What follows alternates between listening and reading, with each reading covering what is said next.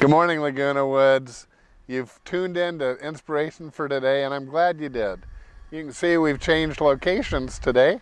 We're still at the lake on Ridge Route, but we're a little bit higher, and I think you get a full lake view, and that's lovely. It's just great out here. It's a bright, sunny day, and Frankie Zumbro is still my honored guest.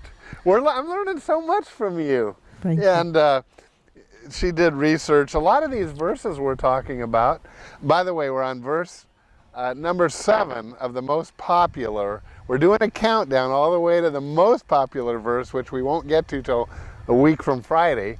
But today we're on the 7th most. And a lot of these are from Psalm 23, which seems to be a very popular chapter of the Bible. Yes. Why do you think? I think because it resonates with both the Jewish people and the Christian. Yeah, that could be, yeah. Well, our verse number 7, you got it for us. Psalm 23:6.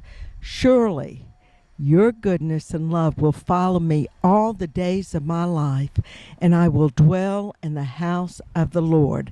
This ends the Psalm of David. But the word is also, the last word is Forever. You left that out. Did I? You did. Oh, That's forever. such an important word. Yes, that I will dwell in the house of the Lord forever. We'll come back to that, but I know you have a lot to say on the surely goodness because and love will follow me. Because David, in his life, when he wrote this, was not experiencing much love. Or goodness. Or King Saul. He was running, wasn't he? Yes, King Saul was pursuing him. He and his ragtag followers were in caves, hiding from Saul. They were being persecuted. He was trying to kill David, yes, I believe. He was. Yeah. And so David had to search for food, a place to live, comfort, and yet he said, surely your goodness and your mercy, your love will follow me forever. Yes. Now, I think that maybe the reason this is so popular of a verse is that our lives are not always peaceful either. We don't have a King Saul trying to kill us necessarily, but the world also is not on our side.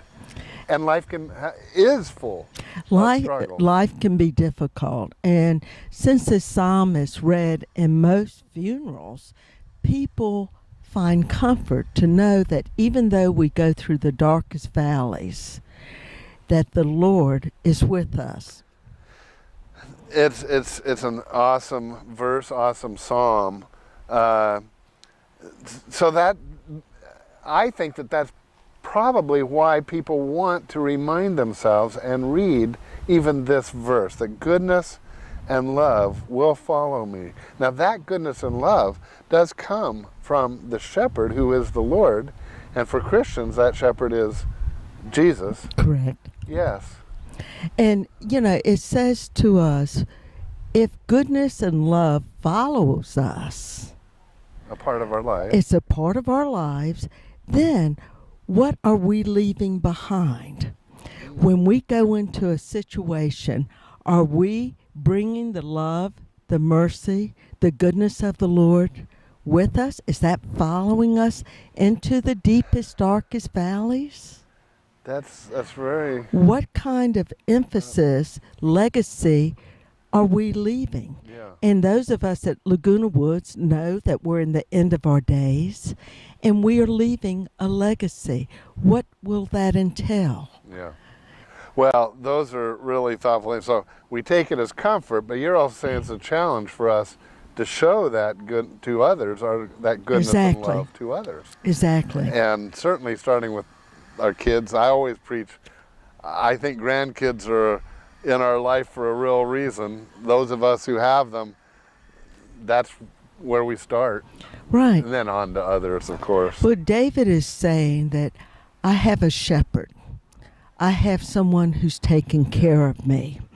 even though I'm facing very dark times, even though my world is turned upside down, even though I'm going through loss, your goodness, your mercy is constant in my life. And then he closes, but with the greatest reassurance of all, for me anyway, and that is, I will dwell, not might, not hopefully, I will dwell in the house of the Lord forever. And forever is eternity. It's a long time. And it's an assurance that life doesn't end with our life. And I often I use this in the funeral services that I do, because it really makes it a reality that we don't stop existing, we don't become angels, we just move to our heavenly home, which Jesus, I have to read this, Frankie. In John chapter 14, Jesus carries this thought further, and he says in verse 2, "In my Father's house are many rooms, and if it weren't so, I would have told you. I am going there to prepare a place for you. And if I go and prepare a place for you, I will come back and take you to be with me, that you may be where I am." I find so much comfort in that, kind of an expansion of this verse, because Jesus assures us we have a place to live. You don't have to get to heaven and then, hey, I want to find a realtor to find a place. No, this says we have a place to live. We just go, and Jesus made it, and we're going to move in and start to enjoy heaven. What do you think? Well, I like the idea of dwelling, Okay. staying put in a place, because I've moved all my life. It's tiring. It is tiring. And I enjoy the idea that one day I will dwell in security, in peace, in comfort, in his presence. And that's what David is saying. Yes. I will dwell in the house of the Lord forever. He had that assurance. Sure, definitely. He did. He did.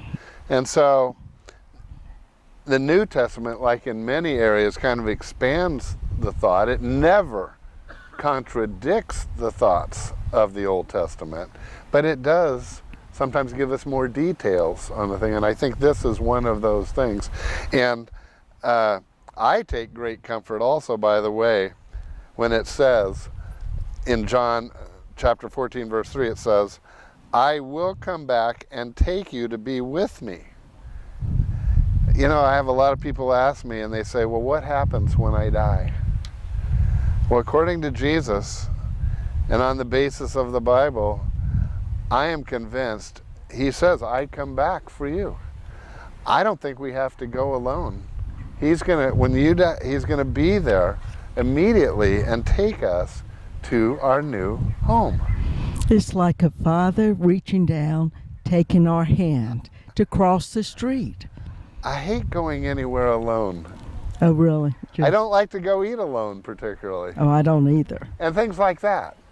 Well, to make a trip like to go to heaven, and if I thought I had to do it alone, that would make me anxious. Oh. I find great assurance in this, that Jesus, like you said, is going to come, take our hand, take us there. Right. And it is a comforting thought that we don't have to fear, where are we going? So Laguna Woods, I hope that you're getting a lot out of these verses. These are amazingly great, comforting, reassuring, whatever good adjective you want, verses. And you found it so. Very much so, and especially in working with people who've lost loved ones. Yeah. And she is, we remind you, Grief Share is a ministry of Saddleback Laguna Woods. We invite you to contact us at the email below, and Frankie will get back to you with all the details. Until tomorrow, tune back in. We're going to be up to number 6. God bless, Laguna Woods. See you later.